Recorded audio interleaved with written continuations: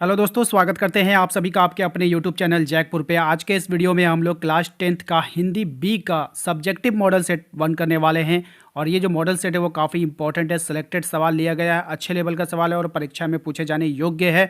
बस आपको सिर्फ सुनना है, ध्यान से रटना बिल्कुल भी नहीं है, क्योंकि आप लोगों के पास अब समय नहीं है। बस एक वीडियो को एक बार अच्छे से देख लो, दूसरा बार स्पीडोमीटर लगा के देख लो। मेरी बात मानो, फायदे में रहोगे, ठीक है। क्योंकि भाई कोई नहीं जानता है कि जैक बोर्ड में क्या क्वेश्चन पूछा जाएगा, नहीं पूछा जाएगा। सब सिलेक्टेड ही देते हैं, सब अच्छे लेवल के ही क्वेश्चन देते हैं। तो आप बेकार में रट के अपना टाइम बर्बाद ना करना। आपको सिर्फ इस वीडियो को एक बार देखो अच्छे से, फिर दूसरा बार स्पीडोमीटर लगा कर देखो। यानी एक वीडियो को आपको 2 बार देखना है, मेरी कही हुई बातें पे चलना, ठीक है। चलो स्टार्ट करते हैं। देखो, सबसे पहला सवाल कह रहा है कि वजीर अली के अफसाने सुनकर कर्नल को रॉबिन हुड की याद क्यों आ जाती है। देखिए, अगर आप हमारे चैनल पे पहली बार आए तो प्लीज़ सब्सक्राइब करके बेल आइकन को प्रेस कर लीजिएगा, जिससे आपके लिए जब भी वीडियो अपलोड होगा तो उसका नोटिफिकेशन मिलेगा। वीडियो के डिस्क्रिप्शन में जब आप जाइएगा तो वहाँ पर आपको सभी हिंदी बी वीडियो का प्लेलिस्ट मिल जाएगा। लिंक पे क्लिक करके आप अपने सभी वीडियो को देखकर अच्छे से तैयारी कर सकते हो। इसके अलावा आप हमारे व्हाट्सएप ग्रुप, टेलीग्राम ग्रुप के साथ जुड़ना चाहते हो, उसका भी लिंक आपको प्रोवाइड कर दिया गया है, ठीक है। तो चलिए इसका आंसर क्या हो रहा आते हैं। वजीर अली के अफसाने सुनकर कर्नल रॉबिन हुड को, कर्नल को, ध्यान से सुनिएगा, ध्यान से सुनिए, समझा रहे हैं आपको, रटना बिल्कुल भी नहीं है। वजीर अली के अफसाने को सुनकर कर्नल को, जो कर्नल है, उसको रॉबिन हुड की याद इसलिए आ जाती थी क्योंकि रॉबिन हुड की तरह अत्यंत वीर था। ये जो कर्नल था ना, इसको रॉबिन हुड का याद आता था। ऐसा इसलिए होता था क्योंकि ये जो कर्नल था रॉबिन हुड की तरह ही वीर था, बहुत ही बलवान था, वीर था। उसके मन में वजीर अली के समान अंग्रेजों के प्रति नफरत थी। उसके मन में किसके समान? जैसे वजीर अली अंग्रेजों से नफरत करता था, वैसे ये कर्नल भी अंग्रेजों से नफरत करता था, ठीक है। इसलिए उसने 5 महीने हुकूमत करके अवध के दरबार को अंग्रेज भय से मुक्त करा दिया था, ठीक है। उसने अवध क्या कर दिया था? अंग्रेज को भय से मुक्त करा दिया था। इसलिए वजीर अली के अफसाने सुनकर कर्नल को रॉबिन हुड की याद आ जाती है। वजीर अली के अफसाने सुनकर कर्नल को रॉबिन हुड की याद आ जाती है, ठीक है, याद कर लीजिएगा। अगला सवाल देखो क्या है, कह रहा है शहादत अली कौन था, उसने वजीर अली की पैदाइश को अपनी मौत क्यों समझा। चलते इसके आंसर को देख लेते हैं। उत्तर, शहादत अली आशिफ उद्दौला का भाई था। कौन था भाई? शहादत अली आशिफ उद्दौला का भाई था और वजीर अली का दुश्मन था, ठीक है। और वजीर अली का क्या था? दुश्मन था। वजीर अली का दुश्मन होने के कारण उसने वजीर अली की पैदाइश को अपनी मौत समझा, ठीक है।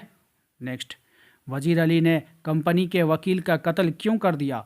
वजीर अली ने कंपनी के वकील का कत्ल क्यों कर दिया था। चलते इसके आंसर को देखते हैं। वजीर अली ने कंपनी के वकील से ये शिकायत की कि गवर्नर जनरल उसे कोलकाता में तलब कर रहा है। यानी वजीर अली ने कंपनी के वकील से, अंग्रेज़ों का जो कंपनी होता है उसके एक वकील को कहा कि गवर्नर जनरल आपको कोलकाता में तलब कर रहे हैं, कोलकाता में याद कर रहे हैं। वकील ने वजीर अली की इस शिकायत की कोई परवाह नहीं की, यानी उसके बात को अनसुना कर दिया। एक कान से सुना, दूसरे कान से निकाल दिया, उल्टा उसे ही बुरा भला सुना दिया, उल्टा उसे ही 4 को बात बोल कर रख दिया। वजीर अली के तो दिल में वैसे ही अंग्रेज़ों के खिलाफ नफरत थी, कूट कूट कर भरी हुई थी, इसलिए उसने खंजर से वकील का क्या कर दिया? कत्ल कर दिया। अब भाई तुमको आया खबर देने के लिए, चलो वहाँ पे बुलाया गया, उल्टा उसी को वो डांट रहा था, ठीक है। और इसके दिल में पहले से अंग्रेज के खिलाफ नफरत थी और ये अंग्रेज वो जो है उसको डांट रहा था, बस उसने खंजर निकाला, उसको मार दिया। यही कहानी है भैया, ठीक है, बना बना के लिख देना। अगले कहानी देखिए क्या, अगला सवाल क्या है। वजीर, है ना, वजीर क्या था? वजीर अली था, यहाँ पे गलत हो गया, ठीक है, यहाँ पे स्पेलिंग सही कर लेना, वजीर अली कर लेना। वजीर अली एक जाबाज सिपाही था, स्पष्ट करिए कैसे। वजीर अली एक जाबाज सिपाही था, स्पष्ट कीजिए कैसे। वजीर अली एक जाबाज सिपाही था, उसके मन में अंग्रेजों के प्रति नफरत की भावना कूट कूट कर भरी हुई थी। वो अंग्रेजों से क्या करता था? नफरत करता था। गवर्नर जनरल की शिकायत करने पर वकील ने जब उसे बुरा भला कहा तो वो सहन ना कर सका, अपनी जान की परवाह ना करते हुए उसने वकील का कत्ल कर दिया। यानी वही कहानी को फिर से दोहरा देना है आपको, उसकी बहादुरी का वर्णन करते हुए। कर्नल ने कंपनी के हुक्म से जंगल में वजीर अली को गिरफ्तार करने के लिए काफ़ी दिनों से खेमा लगा रखा था, किंतु वह किसी भी सिपाही के हाथ नहीं लगा, ठीक है। क्या लगा? नहीं लगा। वह सर पर घोड़ा, वो सरपट, क्या हो जाएगा? सरपट, सर पर नहीं होगा, सरपट होगा। सरपट घोड़ा दौड़ाकर उस पर सवार होकर जब निकलता तो गर्द, दर्द नहीं होगा, गर्द होगा, ठीक है, गर्द कर दिएगा, गर्द ऐसे उड़ते थे मानो पूरा काफिला चला जा रहा हो, मानो पूरा काफिला चला जा रहा हो, ठीक है। नेक्स्ट, वह स्वयं वीरता पूर्वक कर्नल के सामने आया, लेकिन कर्नल उसे पहचान न सका। इस प्रकार उसने पूरे एकांकी में अपनी चतुराई, निडरता और साहस और हिम्मत का क्या किया, परिचय दिया।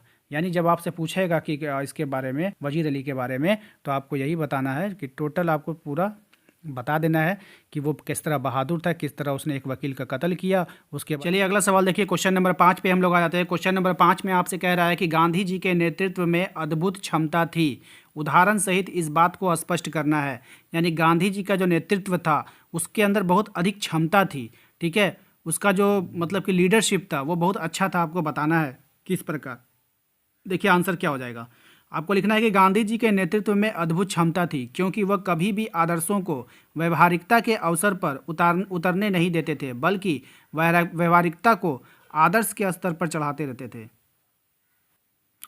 इसलिए हम कहते हैं कि गांधी जी के नेतृत्व में अद्भुत क्षमता थी। गांधी जी ने ऐसी शक्ति के बल पर अंग्रेजों को भारत से खदेड़ दिया था। क्या कर दिया था, भारत से अंग्रेजों को क्या कर दिया, खदेड़ दिया था। अगला सवाल देखो क्या है, अगला सवाल कह रहा है कि शुद्ध आदर्श की तुलना सोने से और व्यवहारिकता की तुलना तांबे से क्यों की गई है।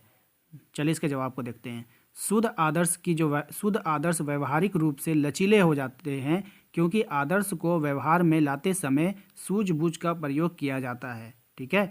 वैसे ही शुद्ध सोने को व्यवहार में लाने के लिए तांबे का प्रयोग किया जाता है। इसलिए शुद्ध आदर्श की तुलना सोने से तथा व्यवहारिकता की तुलना तांबे से की गई है।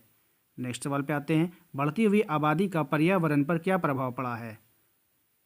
जवाब हो जाएगा कि बढ़ती हुई आबादी ने पर्यावरण को प्रदूषित कर दिया। इसी प्रदूषण ने पंछियों को बस्तियों से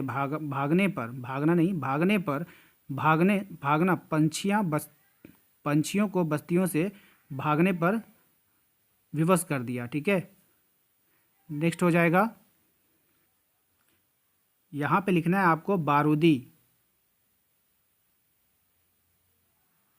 बारूदी विनाश लीला ने वातावरण को सताना शुरू कर दिया, ठीक है। बढ़ती हुई आबादी ने ज़मीन के लिए समंदर को पीछे सरकना शुरू कर दिया। इसलिए हम कहते हैं कि बढ़ती हुई आबादी पर्यावरण पर बुरा प्रभाव पड़ा है। बढ़ती हुई आबादी का क्या हुआ है, पर्यावरण पर बुरा प्रभाव पड़ा है, ठीक है। नेक्स्ट सवाल देखिए क्या है, समुद्र के गुस्से की वजह क्या थी, उसने अपना गुस्सा कैसे निकाला।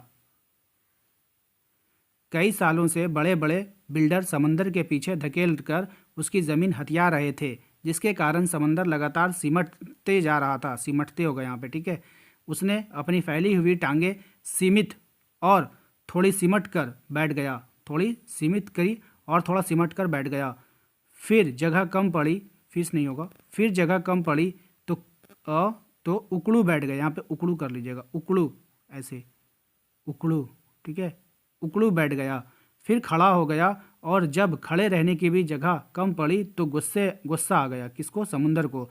जो जितना छोटा होता है उसे उतना ही अधिक गुस्सा आता है, जो जितना बड़ा होता है उसे उतने ही देर से गुस्सा आता है, ठीक है, गुस्सा आता है। लेकिन जब आता है तो उसे रोकना कठिन होता है। अतः समंदर को गुस्सा आया तो उसने एक रात अपनी लहरों पर दौड़ते हुए 3 जहाज को उठाकर बच्चों की गोद की तरह 3 दिशाओं में क्या किया, फेंक दिया। तो समुंदर को गुस्सा आ गया, ठीक है। इसका देखिए मैं आशा है आप लोगों को समझा देना चाहता हूँ कि इसमें जो सिंपल है, इतना लंबा आप लोगों को याद नहीं करना है। आप लोग सोच रहे होंगे कि इतना लंबा कैसे याद करेंगे। देखिए क्वेश्चन जैसे आपसे कह रहा था, समुद्र के गुस्से की वजह क्या थी, उसने अपना गुस्सा कैसे निकाला। तो देखिए समुद्र के गुस्से की वजह ये थी कि एक बिल्डर जो होता है, जो बिल्डिंग बनाने वाला होता है, वो बिल्डर क्या कर रहा था, वो बिल्डर ना समुद्र की ज़मीन को हथिया रहा था। तो समुद्र क्या किया, अपना पैर हाथ सिकुड़ लिया, उसके बाद फिर और भी हथियाया, तो उसके बाद फिर वो उकड़ू हो गया, उसके बाद और भी ज़मीन उसको हथियाया, तो वो क्या हुआ, खड़ा हो गया। जब और भी हथियाया, जब उसके खड़ा होने की भी जगह नहीं रही तो उसको गुस्सा आ गया, और एक रात उसने क्या किया, गुस्से में अपने ऊपर 3 जहाज़ों को जो चल रही थी समुद्र के ऊपर, उसको उठाकर बच्चे की गोद की तरह उठाकर फेंक दिया। यानी बच्चे कैसे, बच्चों को आप गोद में ले लेते हो, उसको उठाकर फेंक देते हो, उसी प्रकार से उसने उसको जहाज़ों को फेंक दिया। तो ये गुस्सा होने का कारण क्या था, बिल्डरों द्वारा ज़मीन को हड़पना, समुद्र की ज़मीन को हड़पना, ठीक है। बस समझ के याद कीजिएगा, रटना नहीं है, इतना लंबा चौड़ा आप रटिएगा नहीं, रटिएगा, ठीक है, टाइम नहीं उतना। लेखक की माँ ने पूरे दिन का रोज़ा क्यों रखा था, आंसर देखिए।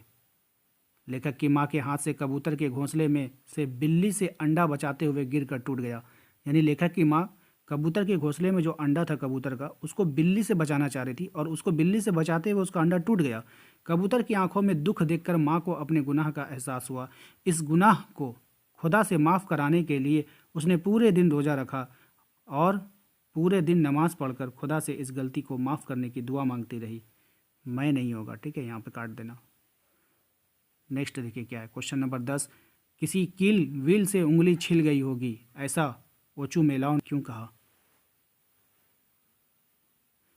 ओचू मेलाओ को जब पता चला कि ख्युक्रिन की उंगली को काटने वाला कुत्ता जनरल झिगलाओ का है, तब उसने ख्युक्रिन को ही दोषी मानते हुए कहा कि किसी कील व्हील से उंगली छिल गई होगी।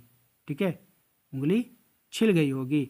ओचू मेलाओ भाई भतीजावाद की नीति को मानने वाला इंस्पेक्टर था। तो इसको आप लोग नोट कर लेना। तो उम्मीद करते हैं कि आप लोगों को ये वीडियो पसंद आया होगा।